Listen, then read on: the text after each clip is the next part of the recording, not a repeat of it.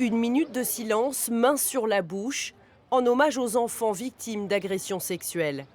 Passé le choc et la colère, ces familles sont en quête de vérité, 2 semaines après les révélations sur les agissements pédophiles d'un animateur scolaire de Chauvigny et Valdivienne. Au début, on croit que c'est un cauchemar, puis les jours passent. On se rend compte que c'est pas un cauchemar. On se rend compte que le nombre d'enfants qui parlent augmente. On se rend compte qu'il y a des questions qui restent en suspens. Comment est-ce qu'on en est arrivé là? Comment est-ce que quelqu'un qui a commencé à travailler en 2016 a pu continuer jusqu'en potentiellement en 2025? L'homme âgé d'une trentaine d'années exerçait dans ce centre de loisirs à Valdivienne. Il est soupçonné d'y avoir commis un viol. Mais il pourrait également avoir fait des victimes dans cette école maternelle de Chauvigny où il a passé 1 an et demi.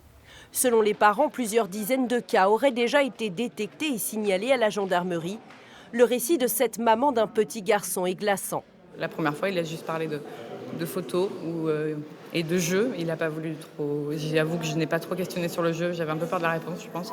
Il m'a juste dit le jeu, j'aime pas et c'est pas rigolo.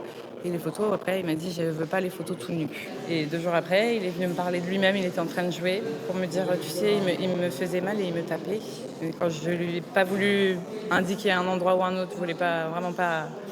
Par rapport à sa réponse, je ne voulais pas l'influencer. Il m'a dit il me fait mal aux fesses, il me fait mal aux zizi. Et il tape dessus et ça fait très mal aux zizi. Une dizaine de parents ont été entendus ce samedi par le maire de leur commune pour faire le point sur la prise en charge psychologique et les avancées de l'enquête. Celle-ci n'en est qu'à ses débuts. L'animateur concerné, présumé innocent, est actuellement en détention provisoire à la maison d'arrêt de Vivonne.